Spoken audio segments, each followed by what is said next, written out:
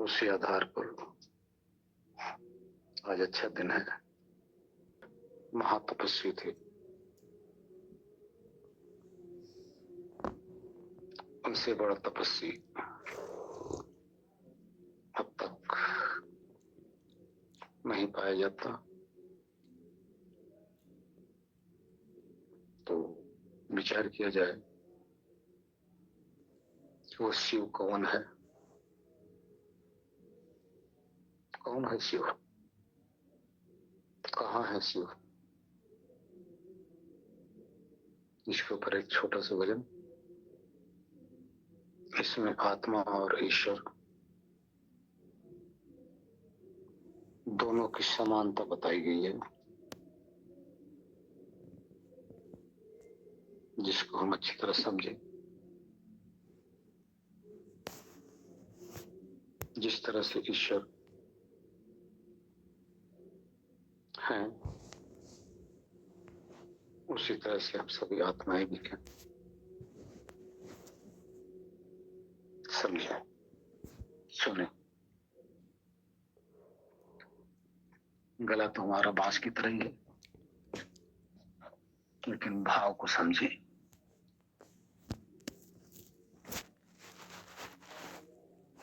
शिवोहम शिवोहम शिवोहम शिवोहम शिवोहम शिवोहम शिवोहम शिवोहम। वो शिव हम ही है, हम ही सब शिव हैं। शरीर के अंदर आप देखेंगे एक 100 दिखाई देता है। जो देखने में आता है, जो दिखाई देता है, वो 100 है। जो इस 100 के अंदर विराजमान है, वो शिव है। 100 और शिव दोनों का संयोग है। इस 100 के अंदर जो शिव विराजमान है, वो अपनी व्याख्या कर रहे हैं।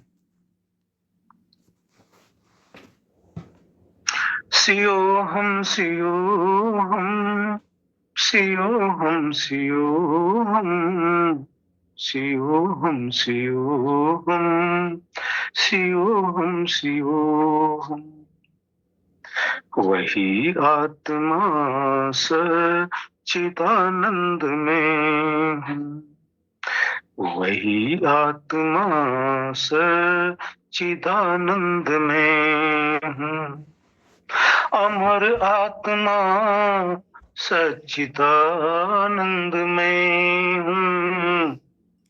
शिवोहम शिवोहम शिवोहम शिवोहम। अखिल विश्व का जो परम आत्मा है, अखिल विश्व का जो परम आत्मा है, सभी प्राणियों का वही आत्मा है। अखिल विश्व का जो परम आत्मा है, सभी प्राणियों का वही आत्मा है।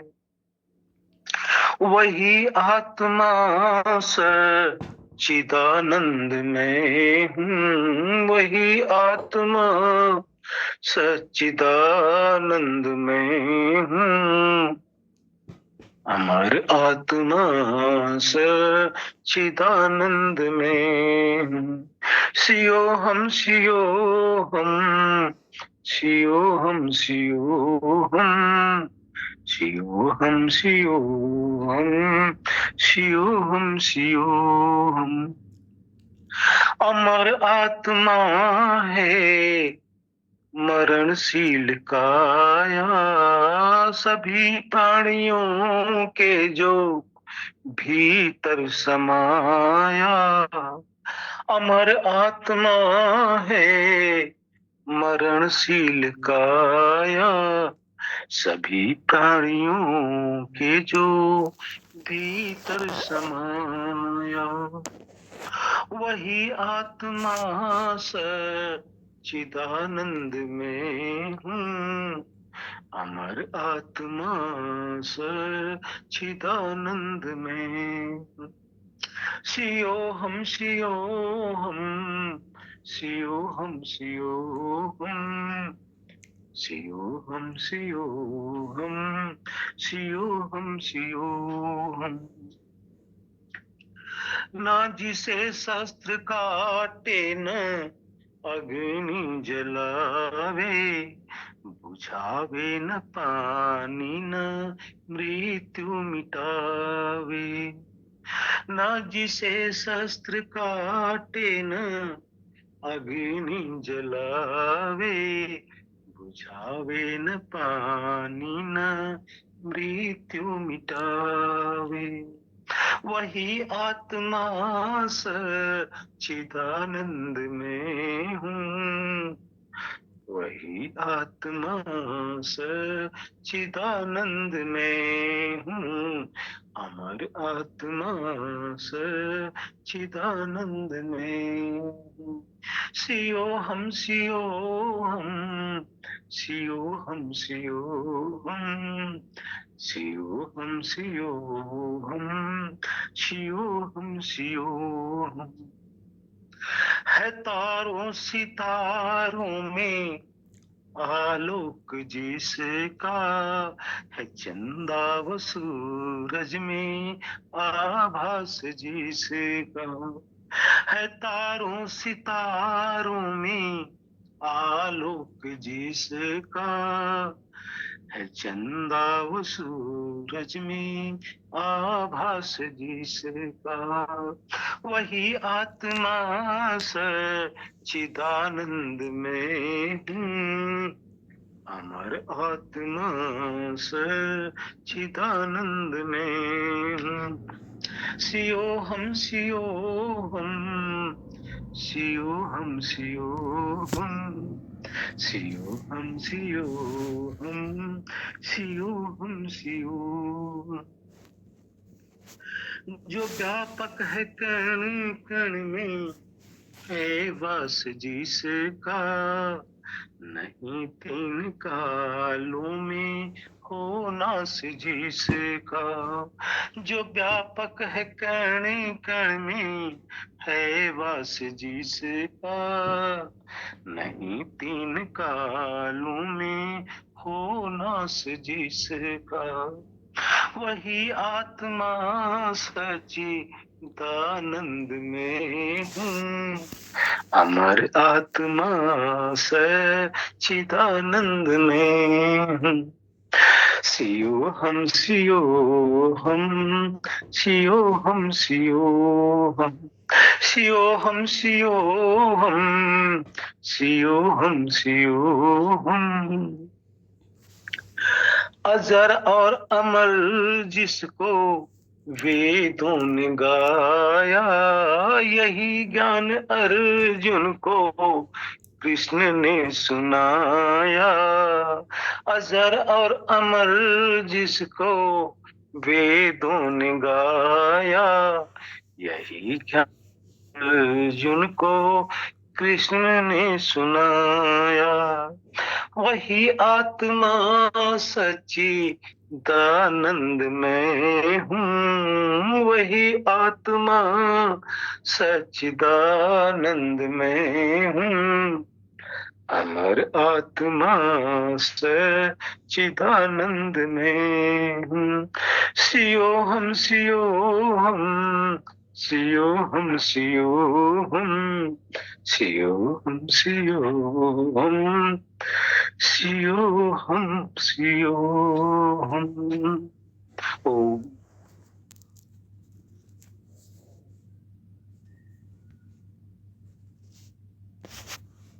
जी। शरीर 100 है, हम शिव है।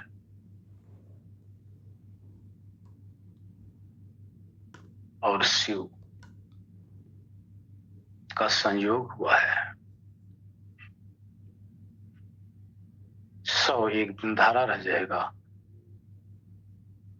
शिव एक दिन चला जाएगा। शिव यहां क्रीड़ा कर रहे हैं, सारे क्रीड़ा कर रहे हो। इस 100 से शिव को अच्छी प्रकार से भली भांति इनका ज्ञान करके 100 के बंधन से छुड़ा लो, मुक्त कर लो, अन्यथा 100 में मिलते चले जा रहे हैं। इसी को शिव कहते हैं। 100 से शिव को जब ध्यान किया जाता है, शिव को 100 से निकाला जाता है, तो यही शिवरात्रि है। शिवरात्रि यही है। शिव को इस शरीर से अलग करके अनुभव करो, सदा सदा के लिए मुक्त कर लो। यही कामना मेरी। हरिओम।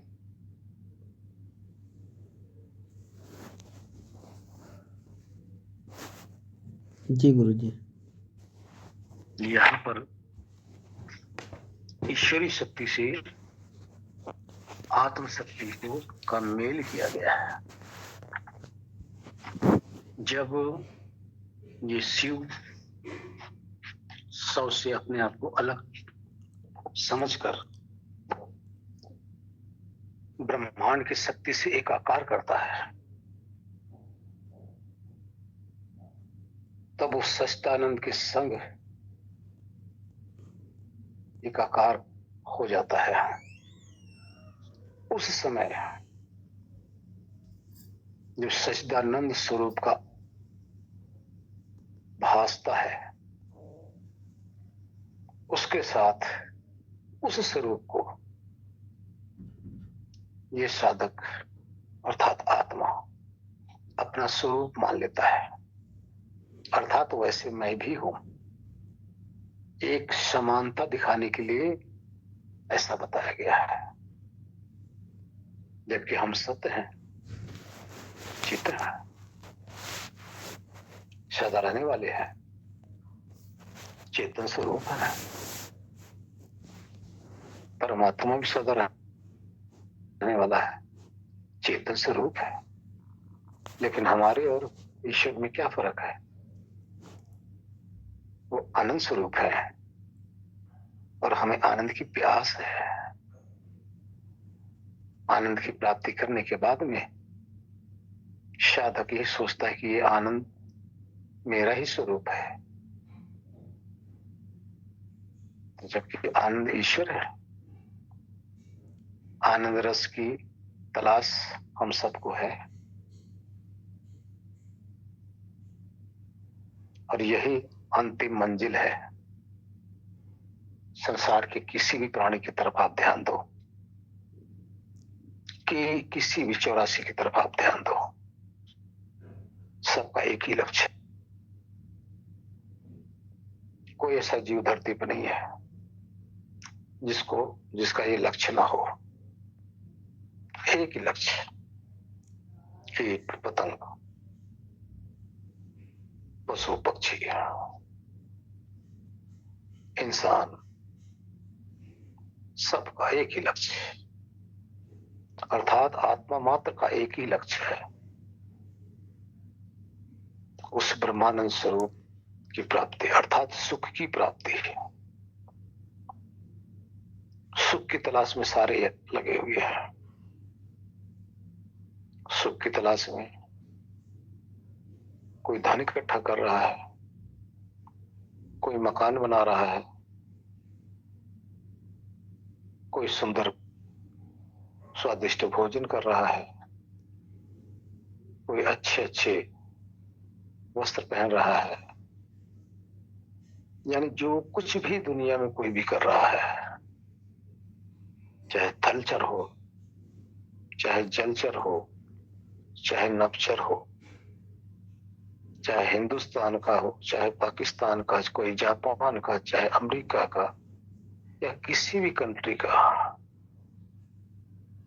एक ही लक्ष्य, सुख मिले।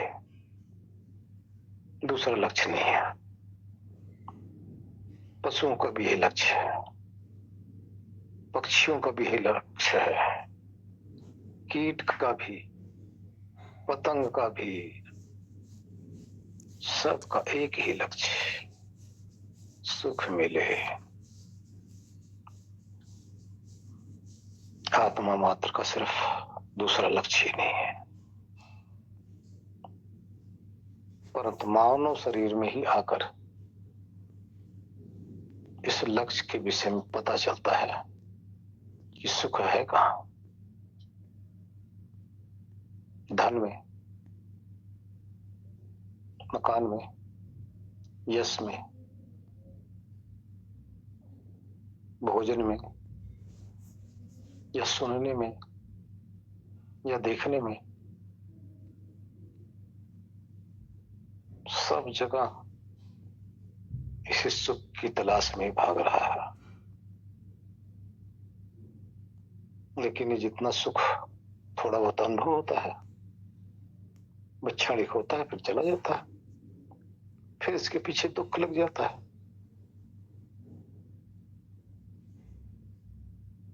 तो लेकिन हमारे संत महात्माओं ने जब खोजा कि जो आनंद स्वरूप है वही हमें सुखी कर सकता है, अन्य कोई पदार्थ संसार में हमें परमानेंट सुखी तो कर ही नहीं सकता। जिस सुख के लिए हम इतना उद्यम कर रहे हैं, ये टेम्परेरी सुख देता है, परमानेंट सुख नहीं। तो संतों ऋषियों ने, महात्माओं ने खोजा कि जो परमानेंट सुख स्वरूप है वही ईश्वर है। अब उसके संग हम लगकर सुखी हो सकते हैं, अन्य कोई उपाय नहीं। वही एक साधन है। तभी भी तो वहीं से मुक्त भी हुआ जा सकता है, उसी को प्राप्त करके सुखी भी हुआ जा सकता है। तभी वेदों ने कहा, तमेव विदित्वा अति मृत्युमेति ना अयनाय पंथा। तुम्हें ही जानकर इस मृत्यु रूपी सागर से पार हुआ जा सकता है, और कोई रास्ता ही नहीं है। उसका पाना क्या है? रसम वैसा है, रसम वैसा है, वह रस स्वरूप है। ये इस आत्मा के लिए कहा गया, रसम लब्ध आनंदी भवति।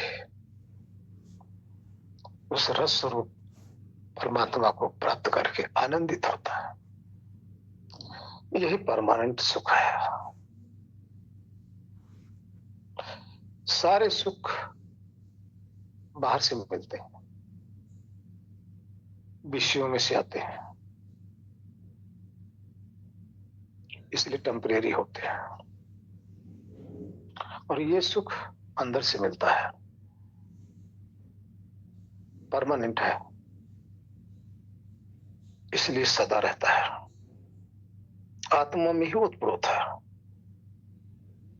जब आत्मा अपने अंदर झांकता है, इस रस का अनुभव करता है। रस वैसा कैसा, तब वो जानता है वो ईश्वर, वो परमात्मा ही रस स्वरूप है, वही रस स्वरूप है। कैसा है? रस है। और रस क्या है? उसी रस को ही तो लेकर प्राप्त करके ये आनंदित होता है, जिसमें रस ही रस भरा है, जो निरस है ही नहीं, उसी के सानिध्य में जब आत्मा जाता है तो उस रस का पान करता है, वही आनंदित करता है, उसी से आत्मा आनंदित होती है। तो कहने का तात्पर्य, परमात्मा आनंद स्वरूप है, रस स्वरूप है, और हमें रस की प्राप्ति करनी है, हमें रस को पाना है। रस हमारे अंदर है और रस हमारा नहीं है, लेकिन हमारे अंदर जो व्यापक स्वरूप से विद्यमान है, जो ईश्वर है, उसका है। इस तरह से हम सत और चित है, ईश्वर सत चित आनंद है, लेकिन इस भजन में समानता किया गया है। समानता, हकीकत समानता नहीं है।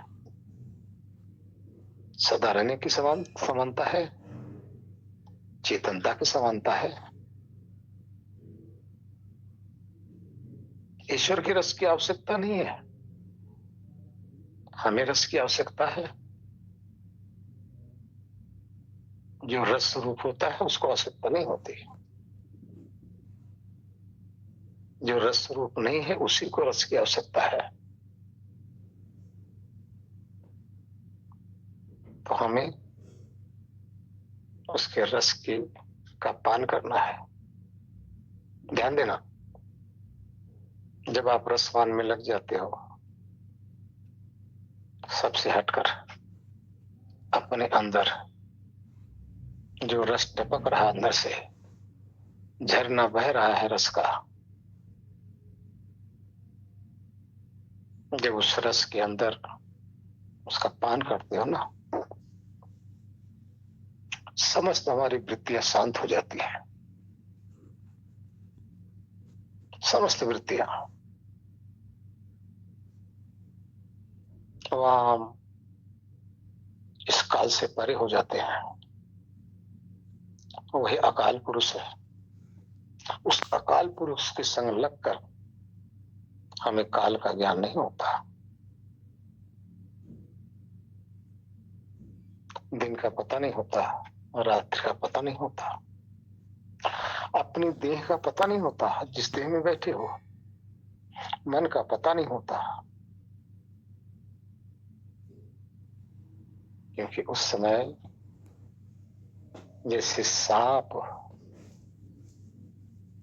वीण की ध्वनि को सुनकर मस्त हो जाता है,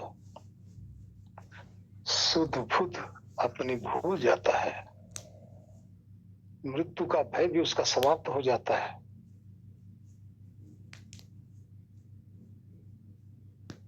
क्योंकि अपने शरीर के से रहित होकर उस धुन को सुनता है। इसी तरह से हम सब उसका जब रसपान करते हैं, शरीर से रहित होकर करते हैं, लेकिन स्वस्वरूप से सहित होते हैं। वहीं पर हमारा शुद्ध स्वरूप भी होता है और ईश्वर के रस में डूबे भी होते हैं। वो अपनी मुक्त दशा भी होती है। उस समय किसी भी प्रकार का संस्कार से हम अछूता रहते हैं, संस्कारों से परे रहते हैं, देश काल से परे रहते हैं, नाम जात आयु सबसे परे रहते हैं।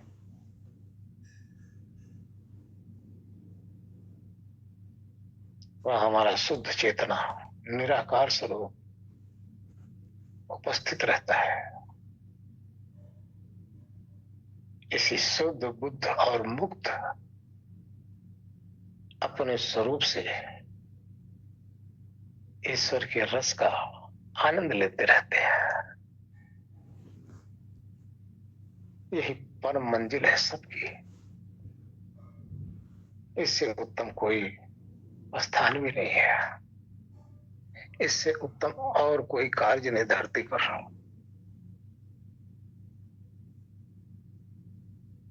इस तरह से आज शिवरात्रि है।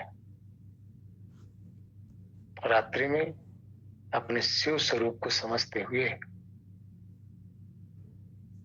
उस ब्रह्मानंद का पान करना है, उसके रस में डूबना है। देखो ना, प्रतीक बताया गया है, शंकर जी के गले में सर्फ, वाह, लेकिन फिर भी अंदर मस्त है। हम सबके गले में सर्फ लटका पड़ा है, ये विषयों का सर्फ, सारा विषयों का सर्फ, रस रूप गंध स्पर्श का ये सांप हमारे गले में लटका हुआ है। लेकिन जो शिव स्वरूप हो जाता है, अंदर जब रसपान करता है, सारे विषैले जितने भी है विषय हैं, हमारा बाल बांका नहीं कर पाते। इस तरह से विषयों से पार होना है, शिव स्वरूप से हमें समझना है। शरीर में तो सब रहेंगे रहेंगे, लेकिन हम तो शरीर नहीं है ना, हम तो शरीर नहीं है। शरीर में मृत्यु है, शरीर में जहर का असर होगा, लेकिन आत्मा पे तो कोई असर नहीं होता इसका। कहते हैं ना, आप अंदर जाइए, वहां गोते लगाइए, ईश्वर के रस में डूबिए,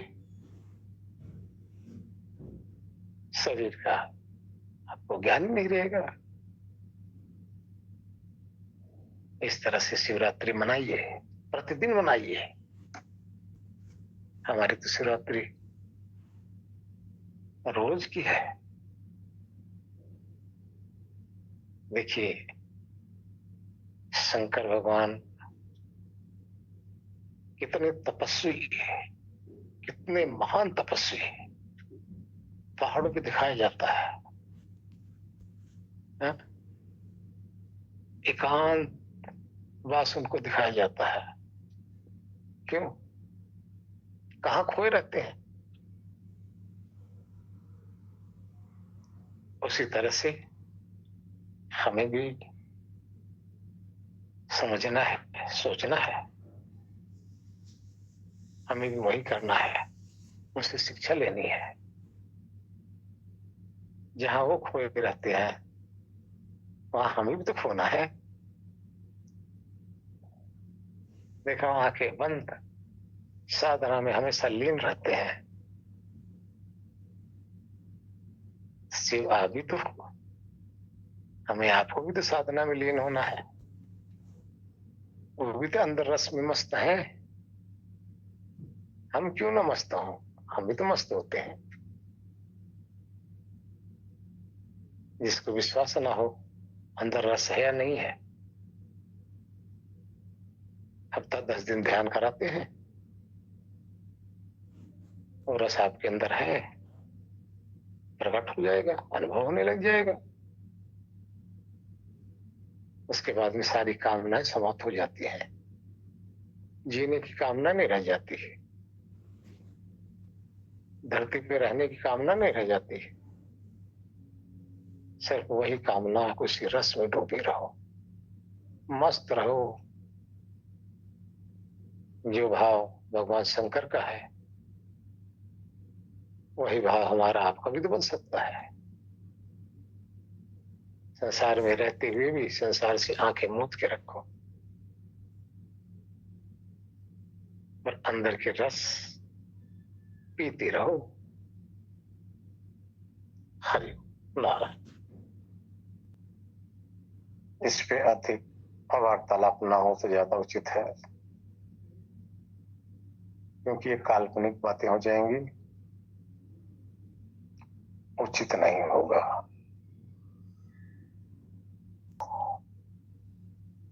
आनंद व्यापक है। आत्मा का और ईश्वर का संबंध व्याप और व्यापक का है। व्याप का अर्थ होता है एक स्थान पर, एक देशी। व्यापक का अर्थ होता है सर्वदेशी, जो अंदर और बाहर, जिससे कोई सृष्टि का स्थान अछूता ना हो, अर्थात सृष्टि का कोई ऐसा कोना नहीं जहां व्यापक तत्व विद्यमान ना हो। जितने भी लोक अंतर आप देख रहे हो, सब उसी व्यापक के अंदर विद्यमान है। सब लोकांतर उसी के अंदर बोल की तरह खेल रहे हैं। उसका नाम है व्यापक। एग्जाम्पल के तौर पे पहले बताया गया था, जैसे समुद्र के अंदर मछली रहती है ना, मछली को व्याप कहते हैं। मछली कहाँ चलती है? समुद्र के अंदर ही। समुद्र से बाहर रहना उसके लिए संभव है? नहीं, हो ही नहीं सकता। उसी समुद्र के अंदर जन्म लेती है, समुद्र के अंदर जीवन जीती है और समुद्र के अंदर ही मर जाती है। समुद्र के अंदर ही चलती रहती है, जहां भी जाती है समुद्र से पार नहीं हो सकती। उस मछली के लिए समुद्र अपार है, और समुद्र मछली के अंदर भी है। यानी समुद्र का जो जल है मछली के अंदर भी है, उस शरीर के अंदर, और बाहर भी है। इसको कहते हैं व्यापक। मछली को कहते हैं व्याप। उसी तरह से हम आत्माएं उस मछली की तरह है, और पूरा खाली स्थान, रिक्त स्थान, पूरा आकाश जिसको आप कह रहे हो, ये सब व्यापक है। इस व्यापक को ईश्वर कहते हैं, और इस व्याप्त रूपी सत्ता हम सबको आत्मा कहते हैं। तो व्यापक सत्ता का बताया गया था, 4 स्वभाव बताया गया है, जिसका कल वर्णन हो चुका है। 2 स्वभाव का एक दिन हुआ था, 2 का कल हुआ था। जहां भी आप आंख बंद करोगे अंदर जाओगे, जो आत्मा के अंदर भी ओतप्रोत है वो आनंद है, और आप बाहर देखने लग जाओगे जो सब जगह बिछा पड़ा है वो सुख दुख रूप में है। आंख खोलकर, कान खोलकर, नासिका से, त्वचा से जो भी आप अनुभव करेंगे वो सुख दुख रूपी वस्तु है। जब इन इंद्रियों से परे चले जाएंगे तो वो आनंद रूप में है। वो अभी पता है ना, जो आनंद रूप है वो ईश्वर है, अंदर बाहर है, सर्वत्र है। उसी का नाम है व्यापक। हरिओम। आनंद सर्वत्र है।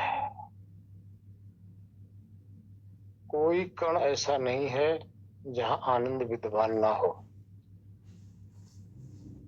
सुई से अगर आप चाहो तो उस आनंद में छिद्र नहीं कर सकते, क्योंकि ठसाठस सर्वत्र वो विराजमान है। प्रमाण दिया गया था कि जहां भी आप हो, सब जगह आपका जो मोबाइल का जो नेटवर्क है ना, सब जगह विद्यमान है। आप बताओ कहाँ नहीं है? जहां आप लोग हो, आपके कमरे के अंदर मोबाइल का टावर का नेटवर्क विद्यमान नहीं है। कौन सा ऐसा कण, कौन सा ऐसा आपका कोठरी का हिस्सा बताओ जहां नहीं हो? लेकिन आपको दिखाई नहीं दे रहा ना। उसको देखने के लिए, उसका अनुभव करने के लिए आपको इंस्ट्रूमेंट चाहिए ना। इंस्ट्रूमेंट से आपको पता चलेगा, हाँ जी यहाँ नेटवर्क है। अब आपके मोबाइल से आपका नेटवर्क नहीं बता रहा है। इसी तरह सर्वत्र आनंद है,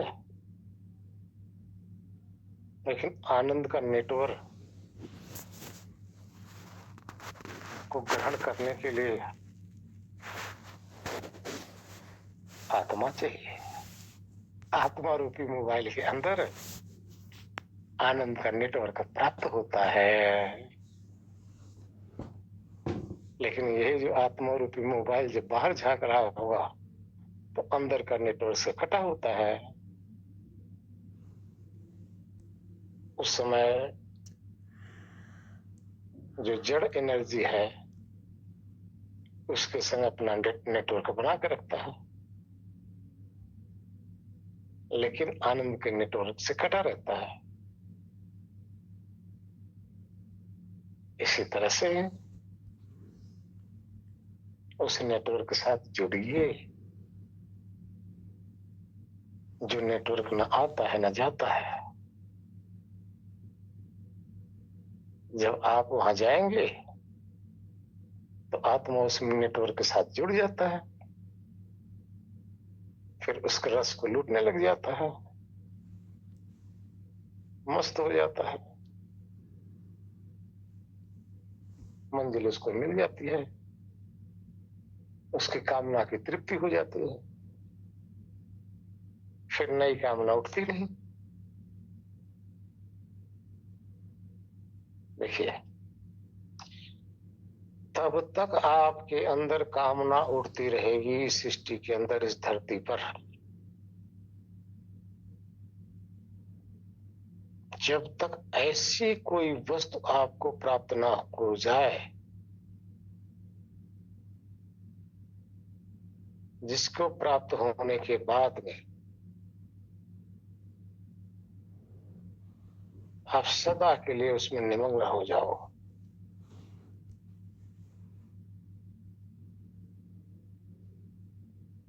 ऐसी कोई वस्तु जिसका भोग करते हुए उसका रस घटे ही ना, उसका रस समाप्त हो ही ना। जिसका रस समाप्त होने लग जाता है तो उससे ऊब होने लग जाती है, क्योंकि संसार का रस आप लेते हो ना, तो यही रस बाद में दुख रूप हो जाता है, इसलिए ऊब आने लग जाती है। लेकिन परमात्मा का रस जब लेने लग जाओगे तो घटती नहीं, बढ़ती है, ऊब नहीं आती। वहां तो बस और लूटते रहो, लूटते रहो। ना लूटने वाला कम होता है, न लुटाने वाला कम होता है। न लूटने वाले का कभी हानि होती है, न लुटाने वाले की हानि होती है। लूटने वाला उस रस को और लुटाने वाले रस, जो लुटाने वाला है, दोनों अजर अमर अविनाशी है।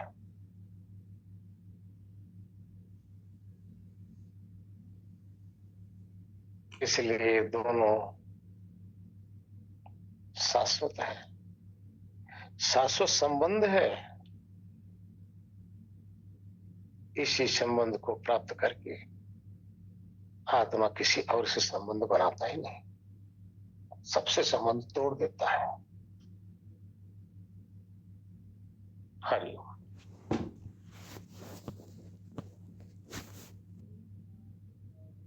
प्रकृति इसको नहीं दबोचती है। प्रकृति में इसके दबोचने का स्वभाव नहीं है।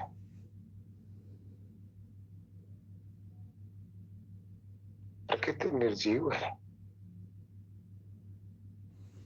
और आप सजीव हो। प्रकृति का स्वभाव नहीं कि आपके पास चल के आएगी, वो जहां है वहीं रहेगी। आपका स्वभाव है चल के जाना।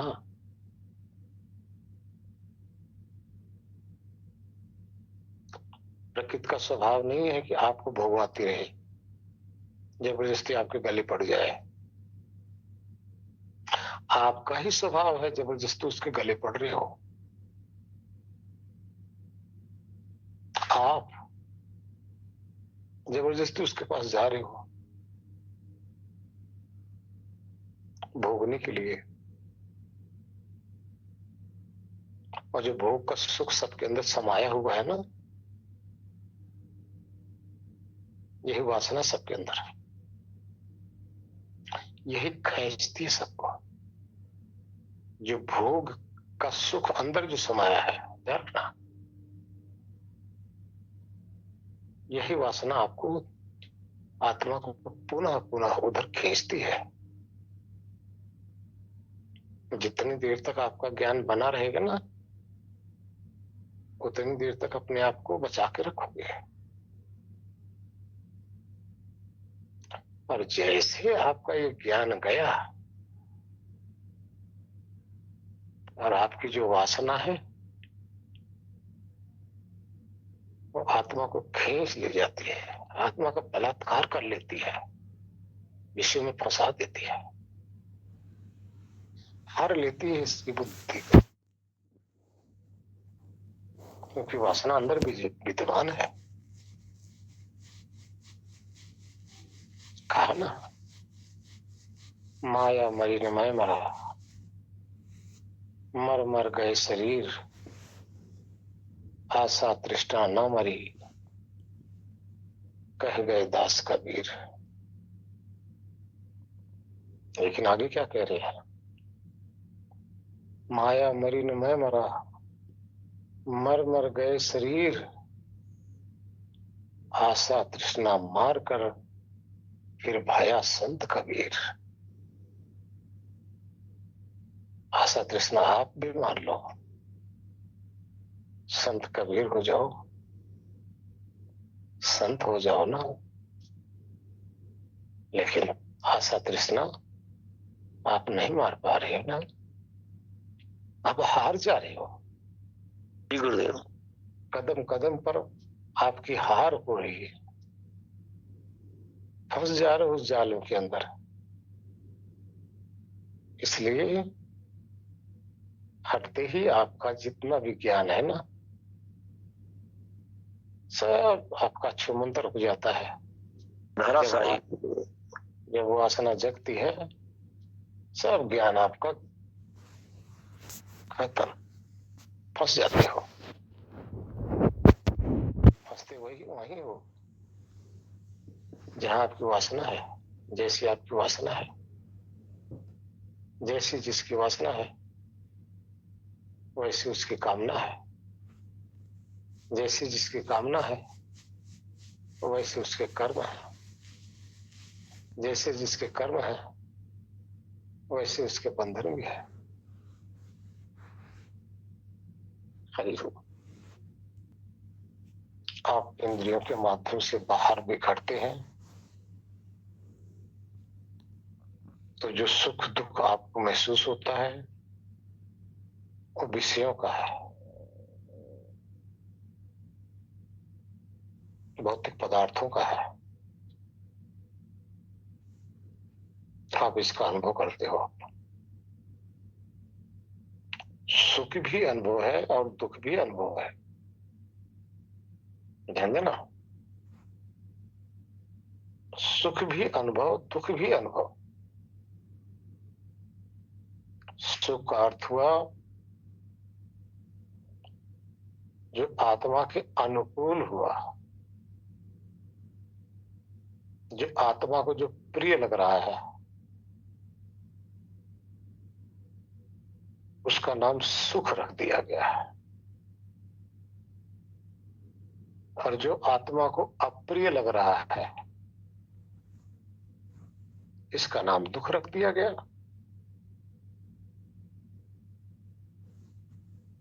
जो न प्रिय है और न अप्रिय है, ध्यान देना, तीन प्रकार से अनुभूति हम सब करते हैं। एक प्रिय रूप में, एक अप्रिय रूप में। एक ऐसा भी तो अनुभव है जो न प्रिय होता है ना अप्रिय होता है।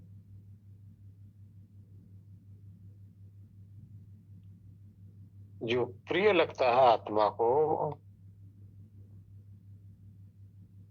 वहां भी आत्मा खींचता है। जो अप्रिय लगता है, वहां भी आत्मा खींचता है। दोनों स्थान पे आत्मा बंधता है, खींचता है। इसमें प्रकृति के संग।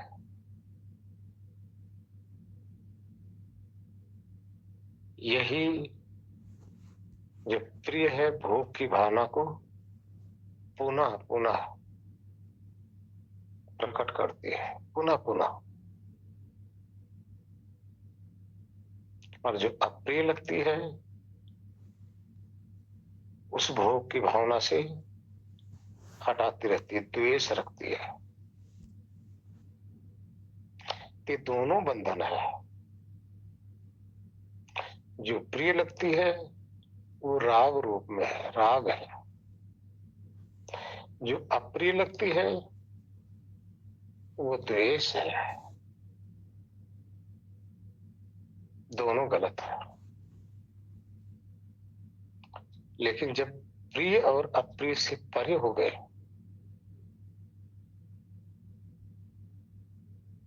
इस रूप में बंधन से रहित हो गए, तो हमें प्रिय और अप्रिय दोनों से परे होना। लेकिन किसका? भौतिक तत्वों से।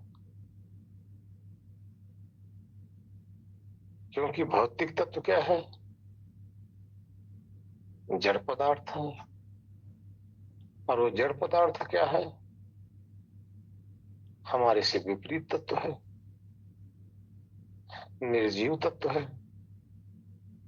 और हम बंधे किस में है? निर्जीव में। और हम हैं कैसे? सजीव है। तो हमें करना क्या है? इस निर्जीव से छूट जाना है, सजीव में वापस आना है। तो अंदर जो है बिना इंद्रियों से मिलता है। इंद्रियां जड़ है, और जड़ का ही ग्रहण करा सकती है। आत्मा चेतन है और उसके अंदर जो आनंद रूपी चेतनता, जो आनंद स्वरूप है, उसका अनुभव कर सकता है। तो हम भी सजीव, आनंद भी सजीव। तो सजीव को सजीव की आवश्यकता है, निर्जीव से छूट जाना है, सजीव के साथ एकाकार कर लेना है। वो हमारा सजाती है और जगत विजाती है। हम सजाती में आ जाए, विजाती से छूट जाए।